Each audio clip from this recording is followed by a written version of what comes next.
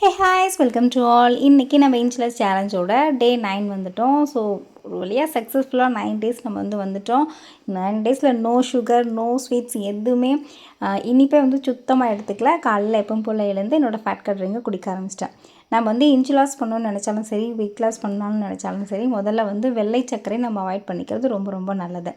இன்றைக்கி morning drink குடிச்சு முடிச்சுட்டு சூப்பராக என்னோடய ஒர்க் அவுட்டையும் நான் முடிச்சிட்டேன். ரொம்ப சக்ஸஸ்ஃபுல்லாக என்னோடய ஒர்க் அவுட்டை நான் முடிச்சிட்டேன். Dummy work out and full body work out ரெண்டும் முடிச்சிட்டேன். அண்ட் அது என்னோடய டைரிலையும் நான் என்னோடய கேலண்டர்லையும் நோட் பண்ணிட்டேன். அப்புறம் தம்பிக்கு இன்றைக்கி வெஜ் ஃப்ரைட் ரைஸ் செஞ்சு கொடுத்தேன். ஃப்ரைட் ரைஸ் கிடையாது, பிரியாணியாகவே செஞ்சு கொடுத்துட்டேன். நிறைய காய், கொஞ்சமாக ரைஸு, இந்த மாதிரி தான் எப்பயுமே நான் வெஜ் பிரியாணி செஞ்சேன்னா செய்வேன். ஸோ எனக்குமே அது ரொம்ப கரெக்டாக இருக்கும். அதனால் இந்த மாதிரி செஞ்சேன். பட் ஆனால் இன்றைக்கி நான் சாப்பிட முடியாது. ஏன் அப்படின்னா, நான் இன்றைக்கி கேலண்டரில் என்னோடய ரொட்டீனை நோட் பண்ணும்போது தான் பார்த்தா சங்கடஹர சதுர்த்தி. சங்கடஹர சதுர்த்தினா கண்டிப்பாக நான் அன்றைக்கி ஃபாஸ்டிங் தான். அன்றைக்கி நான் சாப்பிட மாட்டேன். ஸோ நல்ல வேளை நான் நோட் பண்ணும்போது அதை பார்த்துட்டு சரி என்னென்ன ஒர்க் அவுட் பண்ணேன் அப்படிங்கிறதையும் அதெல்லாம் நோட் பண்ணி வச்சிட்டேன். நான் ஃபஸ்ட்டு தம்பிக்கு 7 மணிக்கு வேன் அப்படிங்கிறதுனால முதல்ல அவனுக்கு எல்லாம் ப்ரிப்பேர் பண்ணி முடிச்சுட்டு தான் அப்புறம் எல்லாமே நான் பண்ணுவேன்.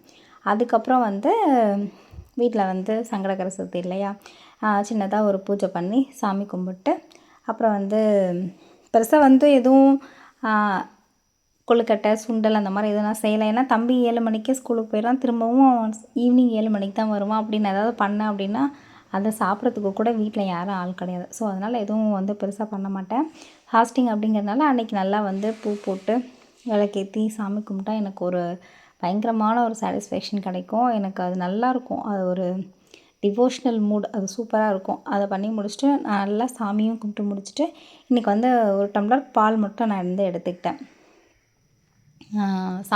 சாமிக்கிட்ட பால் தான் வச்சேன். ஸோ பால் மட்டும் நான் எடுத்துக்கிட்டேன். நல்லா பின்னாடி ஒரு டிவோஷ்னல் சாங் போட்டுக்கிட்டு கேட்டுக்கிட்டு இருந்தேன். நம்ம ஃபாஸ்டிங் இருக்கிற டேஸில் கண்டிப்பாக வாட்டர் நிறையவே எடுத்துக்கணும். நல்லா தண்ணி குடிங்க. அப்போ தான் நல்லா கொஞ்சம் ஹைட்ரேட்டடாக இருப்போம் நம்ம. அண்ட் ஆஃப்டர்நூன் போல் ஒரு வாழைப்பழம் எடுத்துக்கிட்டேன்.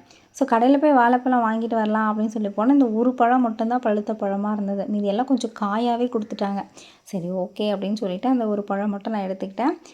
சாப்பிட்டு முடிச்சுட்டு கொஞ்சம் நேரம் வீட்டில் இருந்துட்டு மறுபடியும் அகைன் நான் கடைக்கு போயிட்டு ஈவினிங் போல் ஒரு டீ எடுத்துக்கிட்டேன். டீ நல்லா ஒரு டம்ளர் ஃபுல்லாகவே எடுத்துக்கிட்டேன். சாமி கும்பிட்டு முடிச்சுட்டு எடுத்துக்கிட்டேன். நைட்டு ஒரே ஒரு தோசையும் தேங்காய் சட்னியும் வச்சு எடுத்துக்கிட்டேன். என்னோடய விரதம் முடிஞ்சது. ஸோ நார்மல் தோசை தான் எடுத்துக்கிட்டேன். அண்ட் அகைன் எப்பவும் போல் என்னோடய ஃபேட் கட் ட்ரிங்க் எடுத்துக்கிட்டு பிக் பாஸ் பார்த்துக்கிட்டே என்னோடய டேவை நான் கம்ப்ளீட் பண்ணிட்டேன். சக்ஸஸ்ஃபுல்லி இன்றைக்கும் கம்ப்ளீட் பண்ணிட்டேன்னு ஒரு நாள் பார்க்கலாம்.